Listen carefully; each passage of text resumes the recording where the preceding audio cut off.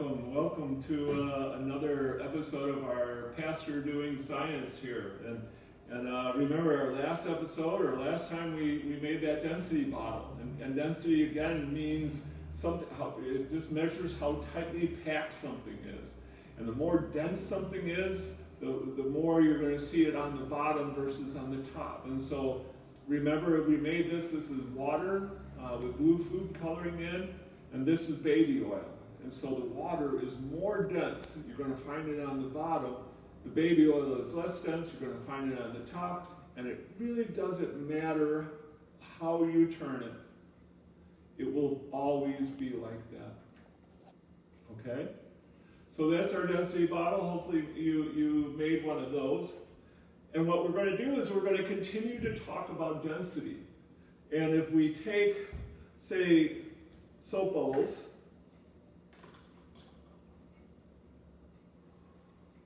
and blow some soap bubbles in there, we could talk about density now compared to air.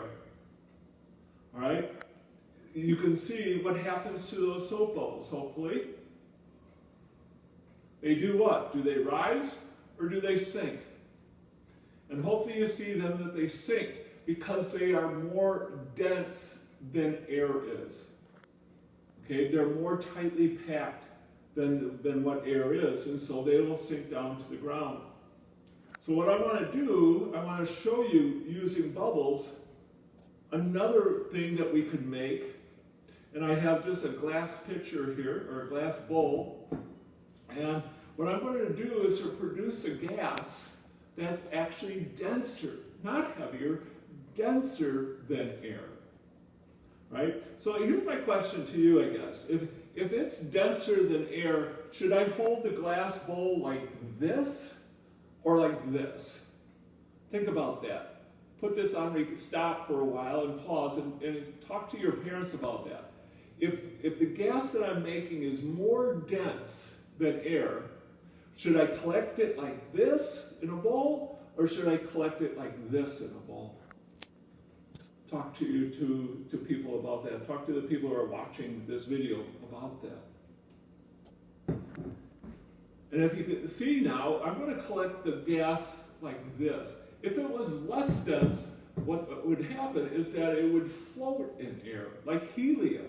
You know, your helium balloon floats in air because it's less dense. And if I was going to trap helium, I would use it like this. And so it gets stuck in this bowl. But if it's more dense, I'm going to trap it like this. And so it still gets stuck in the bowl. It won't sink to the bottom. And the two things I'm going to use today is baking soda. And I think you all have this at home. You all have some sort of baking soda here. And you have vinegar. Okay, you might have that at home.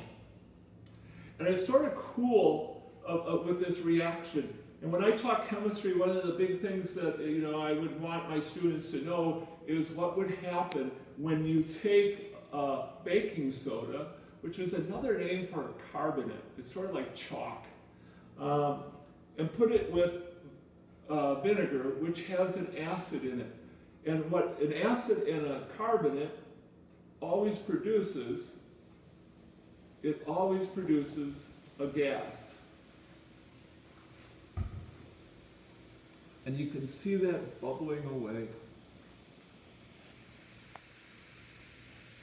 Now Missy got closer. She's going to have to continue to get closer because this takes some talent, and I'm not sure if I have it.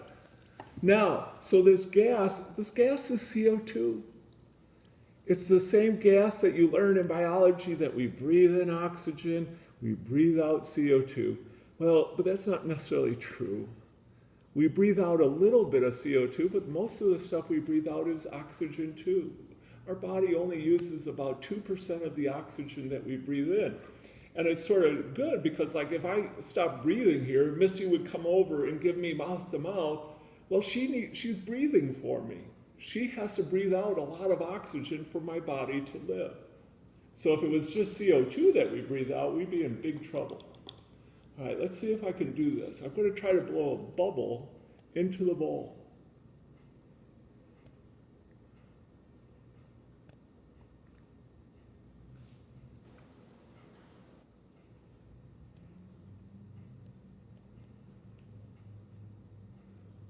I'm going to pour a little bit more in there. I talk too much. Pour a little bit more vinegar in there. See it bubbling away. And let's see if I can get a bubble in there.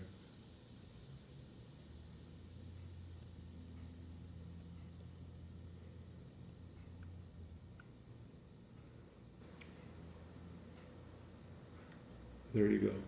Do you see it? Remember, this bubble would fall down, but now it's floating on a gas that I made, CO2. So this bubble now used to be more dense than air and would sink. Now it's floating on the gas that I made, which is CO2, which is more dense. That bubble is less dense, so it floats on top.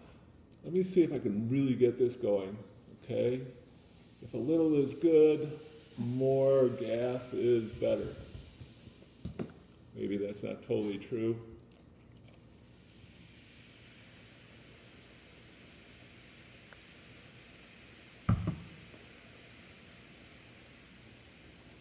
You can see probably one of the hardest things about this demonstration is getting a bubble blown in there.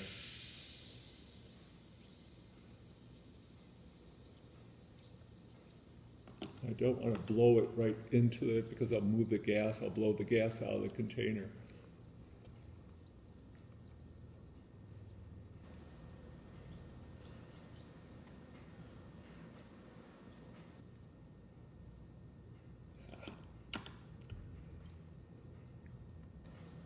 There you go. You see it?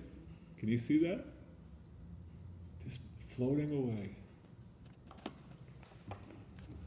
Up there it sank. So again, the gas is with the currents in here and moving around, it causes the gas that's trapped inside the container to move out.